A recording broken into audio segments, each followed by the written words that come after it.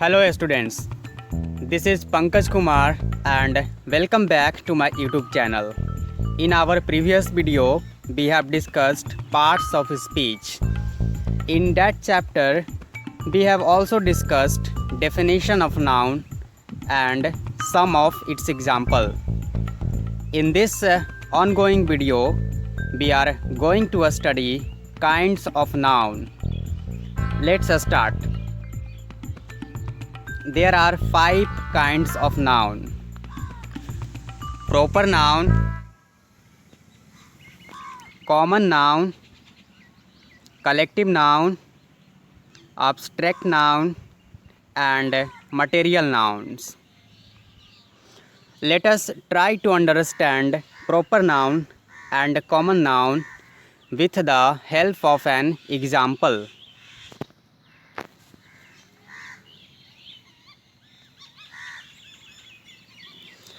Ashoka was a wise king. Ashoka एक बुद्धिमान राजा था। In this sentence the word Ashoka and king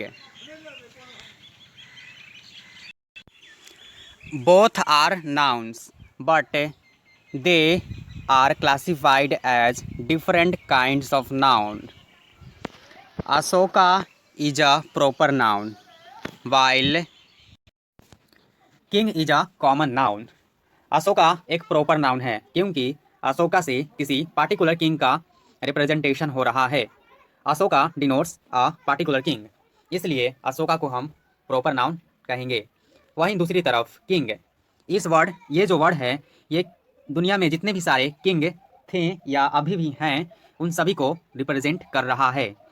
ये जो वर्ड है वो सभी किंग के लिए कॉमन है, इसलिए किंग हमारा कॉमन नाउन होगा। Let us read some more such examples. Sita is a proper noun while girl is a common noun. Sita किसी पार्टिकुलर गर्ल का नेम है, इसलिए सीता प्रॉपर नाउन होगा। लेकिन गर्ल, इस वर्ड से ये जो वर्ड है दुनिया में जितने भी सारे गर्ल्स हैं उन सभी को रिप्रेजेंट कर रहा है, इसलिए गर्ल कॉमन नाउन होगा। वहीं दूसरी तरफ दूसरा एग्जांपल है Kolkata is a proper noun while city is a common noun. Kolkata किसी पार्टिकुलर सिटी का नेम है, इसीलिए कोलकाता प्रॉपर नाउन होगा। और सिटी, इस वर्ड से दुनिया में जितने भी सारे सिटी हैं उन सभी को ये वर्ड रिप्रेजेंट कर रहा है, इसलिए सिटी कॉमन नाउन होगा। नेक्स्ट एग्जांपल है India is a proper noun. India एक प्रॉपर नाउन है while country is a common noun. India किसी पार्टिकुलर कंट्री का नेम है, इसलिए इंडिया प्रॉपर नाउन है। वहीं कंट्री से दुनिया में जितने भी सारे कंट्री हैं उन सभी को रिप्रेजेंट कर रहा है। ये कंट्री वर्ड दुनिया के सभी कंट्री को रिप्रेजेंट कर रहा है, इसीलिए कंट्री कॉमन नाउन होगा। Let's come to the definition of common noun. A common noun is a name given in common to every person or thing of the same class or kind. Common noun उस name को कहेंगे जिस name से किसी person या thing के entire class का represent हो। जैसे boy, this word is representing the same class और same kind of person. Same kind of person का मतलब है यहाँ पर कि वो सभी पर्सन बॉय होना चाहिए। इस वर्ड से सभी बॉयज़ का नेम का रिप्रेजेंटेशन हो रहा है, चाहे बॉयज़ का नेम हरी हो, मोहन हो या और कई बॉयज़ के नेम, सभी बॉयज़ के नेम का रिप्रेजेंटेशन हो रहा है। नेक्स्ट है हमारा proper noun. A proper noun is the name of some particular person और प्लेस। प्रॉपर नाउन उस नेम को कहेंगे जिस नेम से किसी पार्टिकुलर पर्सन या प्लेस का रिप्रेजेंट हो। जैसे महात्मा गांधी एक पार्टिकुलर पर्सन है, इसलिए वो प्रॉपर नाउन कहलाएगा। और पार्टिकुलर प्लेस में आ गया जैसे Tokyo is the name of particular place, so Tokyo is proper noun.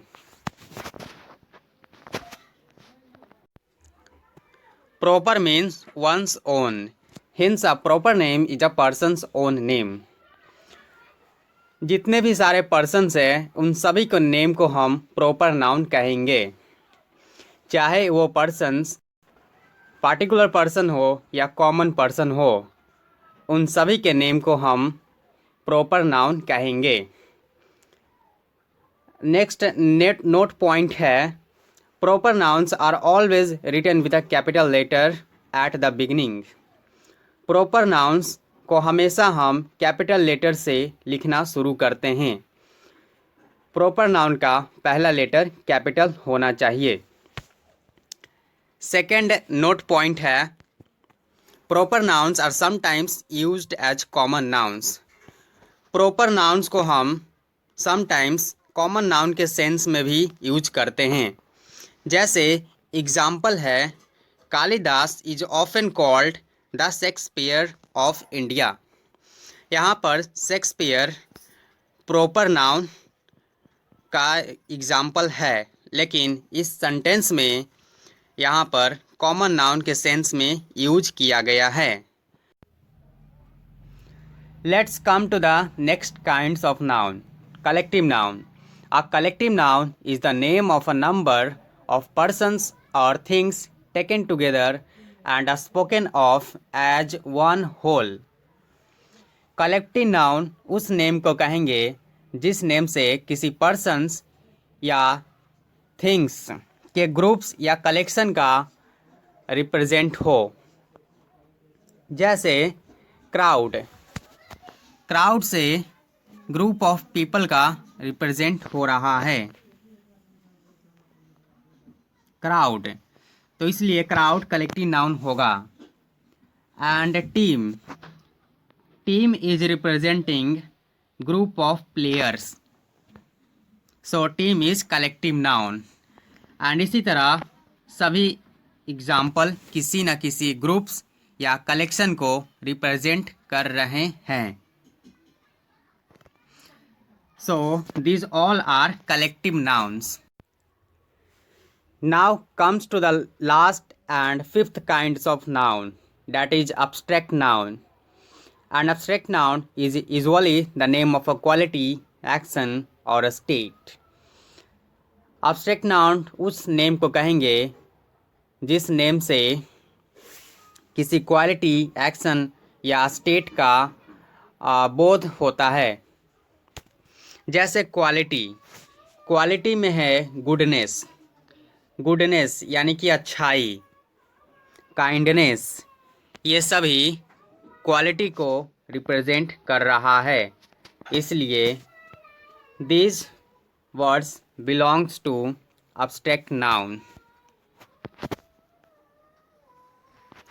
Now action. In action, action, laughter, theft, movement, judgment, hatred. These words are expressing an action of a man. So these are collective nouns.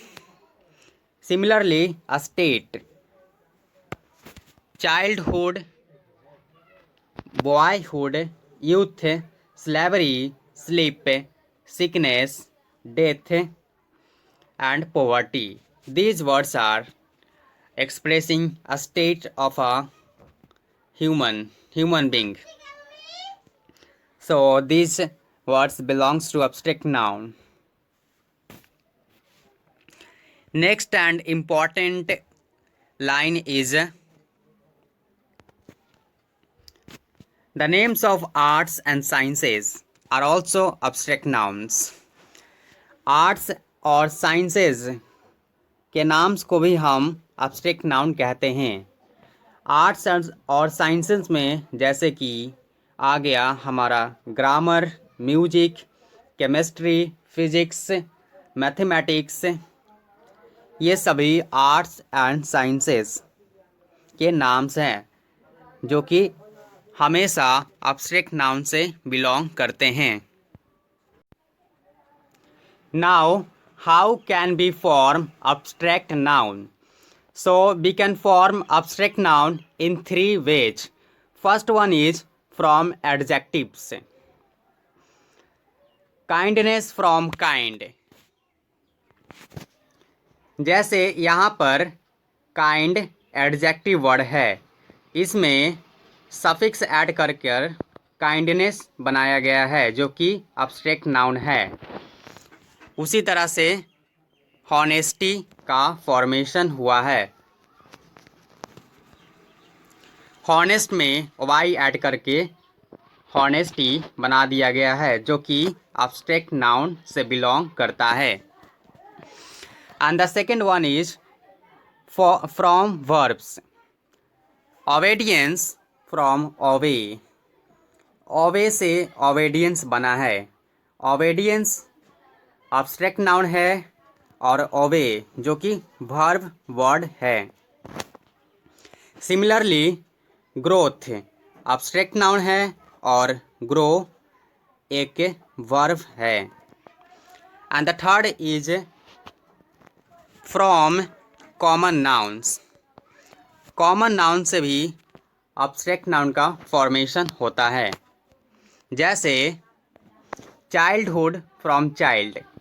Child यहाँ पर common noun है जिसमें suffix add कर childhood बनाया गया है और childhood abstract noun से बिलोंग करेगा।